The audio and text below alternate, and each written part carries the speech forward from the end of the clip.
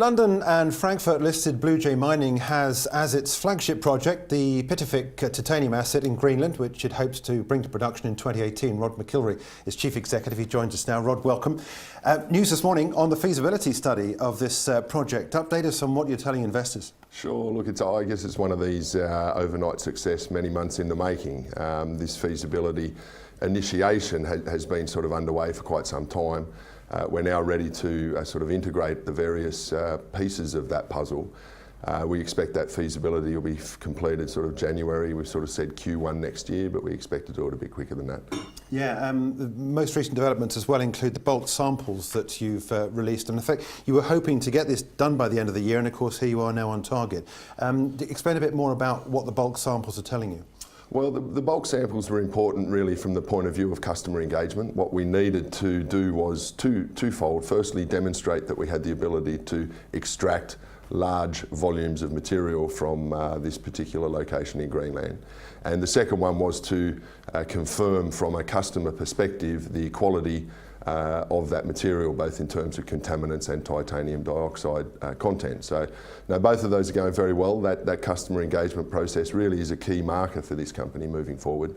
I would expect things are going very well there. It's difficult for me to sort of give too much colour on it at the moment, but I would expect, you know, certainly by the end of January, end of this year, we're going to have some meaningful developments in that front. Okay, I want to catch up a bit more on what you're expecting in terms of news flow a little bit later on, but what about the economics of the project? Presumably now you know more about this and how the sort of risk you're presenting to investors. Sure, look, I think the key risk really is one of logistics. It's the execution risk, but to mitigate that, I think what we have on our side is a very experienced team in Greenland. I and my team were intimately involved in the identification and development of what ultimately became the second largest measured occurrence of uranium in Greenland. That project went on to be, I guess, the fulcrum that Greenland and Denmark overturned their 45-year ban on uranium. So we have a little bit of know-how and sort of deep knowledge. We have got great contacts at the social, political and regulatory levels in Greenland. But more importantly, I think we know how to operate efficiently and cheaply there. You know, Greenland is a challenging place for newcomers. And fortunately for shareholders and interested parties in BlueJay, we sort of made our mistakes in the early days, and that's put us in a position now where we've got something quite attractive. How easy is it for you from this point to work out where the ultimate product's going to go? Because if you get the production next year, you want to know where the feed-off is going. Yeah, no, it's critical. I mean, this is one of these commodities that really relies on sales agreements to be in place before you actually start production. Fortunately, what we have, I think, in the macro sense with the price of titanium, is we've got some pretty strong tailwinds. There's been a lack of investment in the sector over the last several years because it's a very intimately related GDP intensity of use product. From 2009 through to 2015, it really has seen underinvestment, no exploration. So there's a supply constraint that is underway. What we're hoping to do with our material is fill that supply gap leading into 2020, 2021.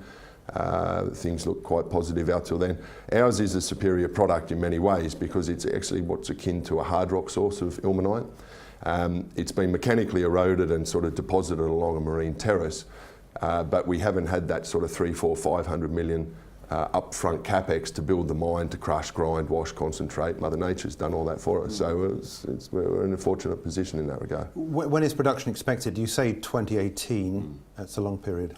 Well, no, that's right. I mean, look, there's a lot to do in the lead up to that. What we said we would do this year was get a bulk sample out and get it to customers, and that's what we've done. That bulk sample will lead to orders for this material moving forward.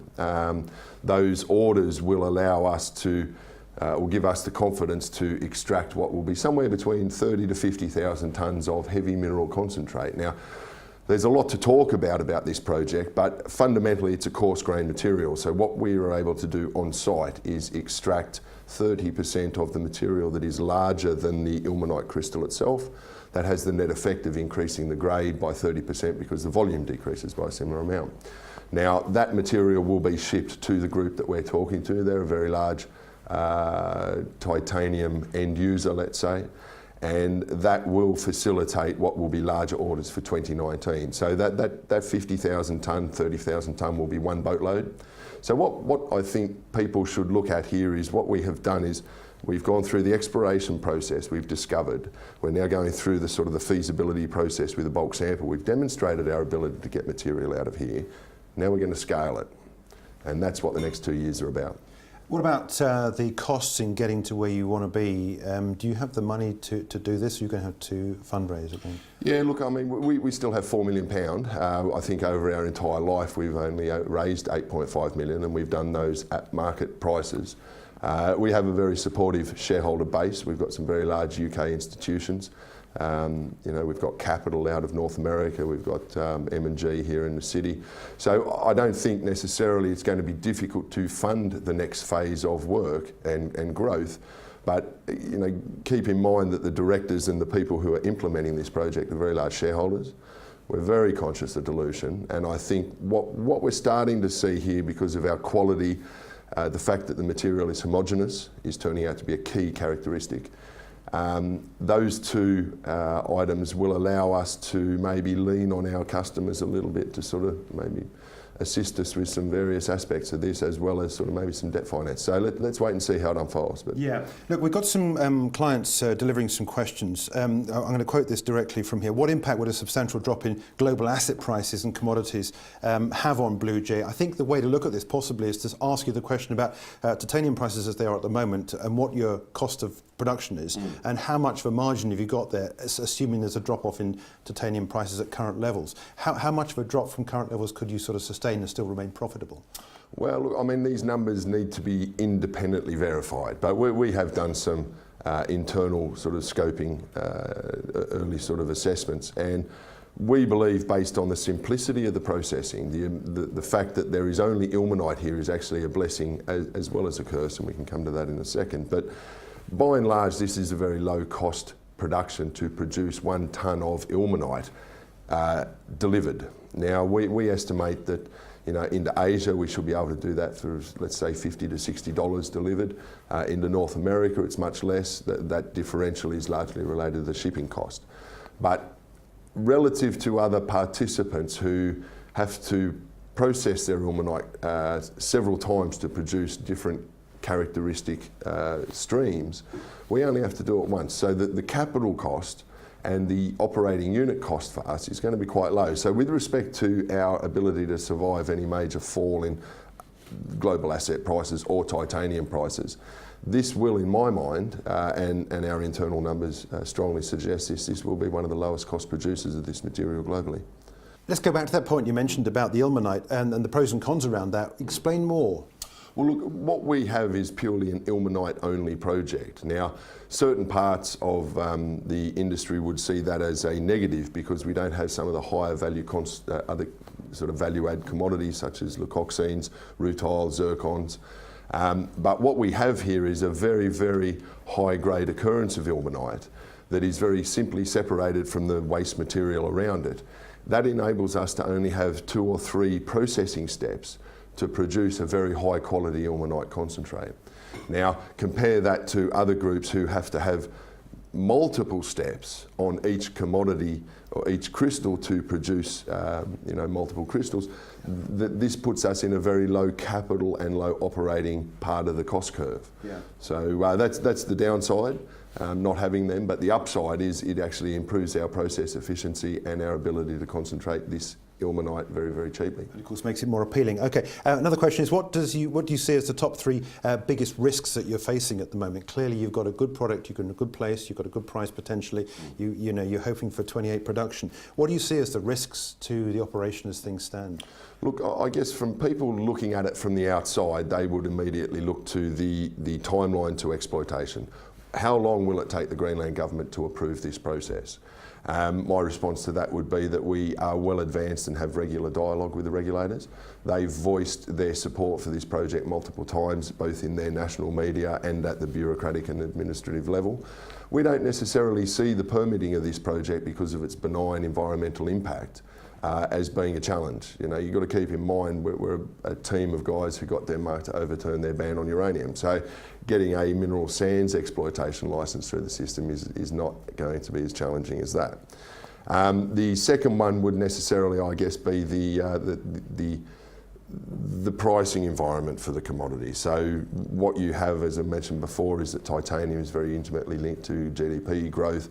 If for whatever reason there was a slowdown in global growth, people sort of felt less wealthy, they didn't paint their houses or use as much makeup or toothpaste or whatever, that would impact prices. But the important thing I think to note with the market as it is at the moment is this is a supply driven issue. It's not a demand driven issue. Demand can come and go quite quickly, whereas fundamental supply shortages tend to go for much longer. Now, what we've seen over the last 5 years with some of the other players, there's been a lack of investment in exploration, bringing the project pipeline through to production. Their facilities are somewhat ageing now, and their ability to just extract more out of less is sort of maxed out. So moving forward for the next 2 to 3 years, there really is room for 1 or 2 new players. So execution risk is probably the next one. How do you mitigate that? Well, again, it comes back to our ability to operate in Greenland. We're bringing experts to us now. If people go and look at the consultants and the players that we're bringing to bear on this project, these are some of the best names in the business. So what we found very early on with Greenland is it's one thing for us to say it, but it's completely another thing if you get some of the largest engineering groups in the world to say it. Yeah. So. Let's go back to the other point that I mentioned, I'd repeat on, and that is the timeline, where you go from here, your news flow you're expected. In fact, I want to weave that into the last question we got. For the sake of clarity, would you consider putting up a concise, projected and dated timeline onto the website for all projects, making it easier for private investors to, I suppose really making sure you keep up to speed with your own timeline and your own projections and your own flagged events? No, accountability, it's a big one. Sure. I guess to preface that, what's important for people who would be looking at this now is to go back to day one and look at what we said all the way through. We've continually delivered on our stated timelines for our stated target deliverables. Now what we have at the moment is a period post the 2017 field season, which is, we've had to absorb an enormous amount of data on the back of this. This resource is going to grow meaningfully.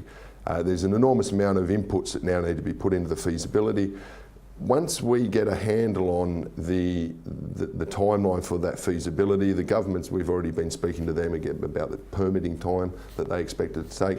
We'll be in a position to put a development timeline down probably the back end of November, I would say, something like that, that will articulate the next 2 years. And it should be pretty accurate. So, yeah. And headlines to watch out for?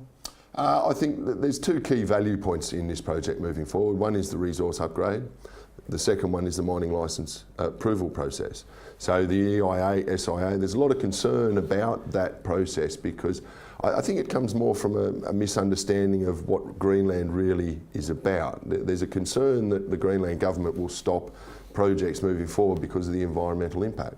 Well, yes and no. I mean, Greenland is very supportive of developing a minerals-based industry. The other thing also to consider is with this particular area, there's really not much of an environment there. The biodiversity is really minimal and non-unique. So what you have is vegetation and flora, fauna aspects that occur all through Greenland. So we don't use, there's no tailings, there's no chemical use here, there's no big sort of intensive power requirement.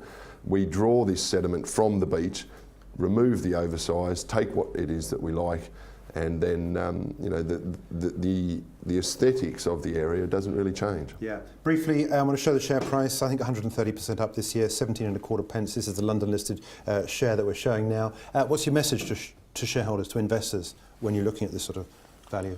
Yeah, I mean, look, it comes down, I guess, to how you value what we have at the moment with respect to the identified resource. So let's say that there's circa 100 million tonnes that's been defined in some category of JORC, their exploration target through to inferred. Now, if you just take a simple metric like £1 per tonne in situ of what is the highest grade material of this globally, if we've got 100 million tonnes at the moment, we've got a market cap of roughly £100 million. If that was to expand by 2, 3, 4, 5, 6, 7 times, what would that do to the share price? what would a exploitation licence being granted do to the share price? What would sales agreements that identify a price point that will put this into production do to the share price? It's my personal view that I think this is going much higher, but I have the benefit of being able to see the road we're on. So you're also a shareholder, aren't you? So yeah, you're vested interest. Absolutely. Yeah, no, Rod, it's a pleasure. Thanks indeed for updating us on an exciting project in Greenland. Rod McIllree is Chief Executive of BlueJay Mining.